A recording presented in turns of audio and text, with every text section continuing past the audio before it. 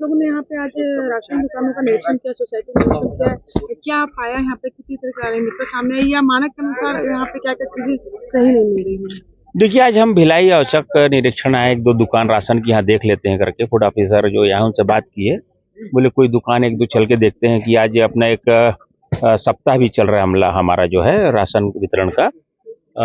तो उसके सिलसिले में हम निकल गए थे यहाँ पर देखने के लिए। तो यहाँ पर एक दुकान है, बताया, ये दुकान हम देखने आ गए यहाँ।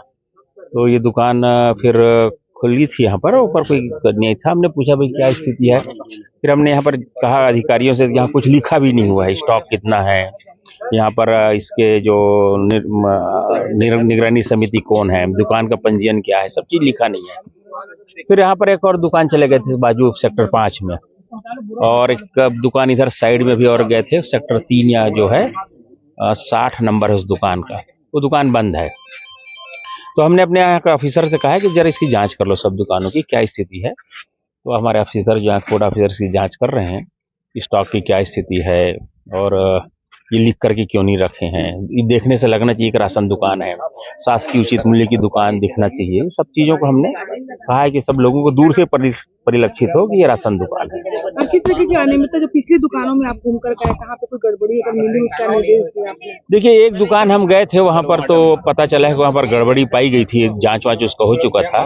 कोई 1000 क्विंटल चावल वहाँ पर कम था, और उसके कारण उस दुकान को निलंबित करके किसी दूसरे नई एजेंसी को वहाँ पर दिए हुए हैं। और हमने पूछा भी कि वहाँ आगे क्या है, तो यहाँ के अधिकारी उस पर कार्रवाई कर रहे हैं। कौन सा जगह था जहाँ गए थे अपन दुकान में? मऊहारी कोई भाटा में रिसाली। उसके बाद अभी एक दुकान इधर गए थे, वो दुकान बंद है। तो हमने अफसर से कहा है कि दुकान क्यों बंद है, वहाँ कुछ लिखा भी नहीं है, तो सबको जरा ठीक कराइए, उस दुकान की जांच भी कर लिया जाए। हमने फूड ऑफिसर से यहाँ कहा हुआ है उस दुकान की जांच करो। जिस दुकान में है यहाँ पर भी कुछ चीज लिखा नहीं है और सारी चीजें थोड़ी व्यवस्थित नहीं है, तो हमने ऑफिसर से कहा है कि जांच कर लें, सारी व्यवस्था क्या है, कितना है, कैसा है, APL का चावल कितना है, BPL का चावल लोगों को मिल रहा है कि नहीं ढंग से कुछ, तो उसको यहाँ पर दिख पा रहे हैं। मैं संदीप शर्मा, अध्यक्ष छत्तीसगढ़ राज्य खाद्य आयोग, और आप हैं हमारे राजेंद्र महिलांग जी, आप आयोग की जो है हमारे सदस्य हैं, माननीय सदस्य हैं।